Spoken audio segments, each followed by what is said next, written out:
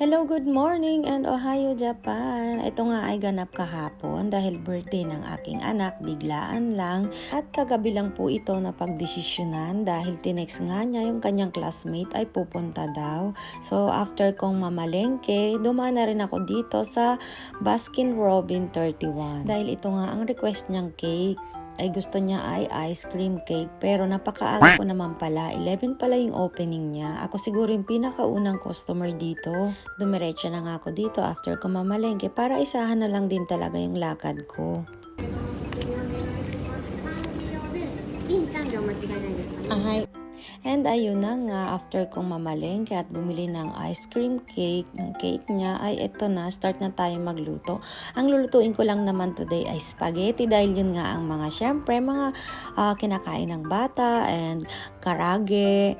Karage is fried chicken and wala nga ako nabili ng buo. Gusto ko nga sana buo dahil gusto kong gayahin ang Jollibee. Magfi-feeling ako ngayon.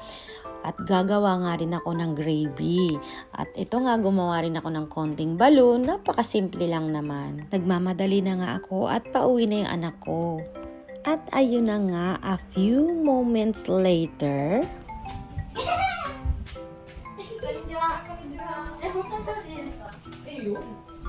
Dumating na yung anak ko galing school kasama ang kanyang kaibigan. Dalawa lang dahil yung dalawa daw ay meron palang yoji. So, sinabayan ko na silang kumain dahil syempre ang excited ng mga bata is yung cake. Ang sinabi kasi nitong anak ko is Philippine Yori daw. Philippine food daw ang hinanda ko. Kaya ayun, ang dami tuloy sa aking tanong.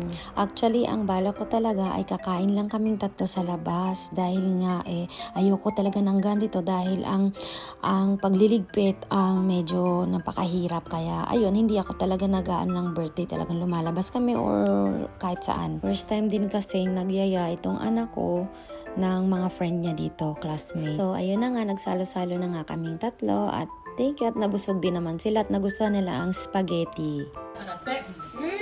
いいやん。学校に行ったら。そうね、使うけど。見せな見せな。 Happy birthday to you. Happy birthday to you. Happy birthday, Catherine. Happy birthday to you. Yay. おめでとう. At ayun, umuwi din kagad nga yung kanya mga kaibigan. At ito nga, ako ay nagluluto ulit dahil gusto ko ng fish ball. Na tabitay ako or kain ako ng fish ball. At dahil darating din kasi ang aking mga chismosang kaibigan. Siyempre joke lang yon. At ayun nga, kwentuhan ng konti dahil may pasok din naman kasi bukas, may kanya-kanyang trabaho. Kain lang talaga, tapos konting tagay, tas yun, uwian na. So, ayun guys. Tapos na kanyang birthday. Matutulog na kami. Monimas. Otanjobi, umidito. Arigato. Good night! Bye. Dahil antok na antok ako, pagod ako. Umaga pa lang nagluto na ako dahil biglaan kasing birthday niya. Yung bisita niya. Bye! Good night! Bye.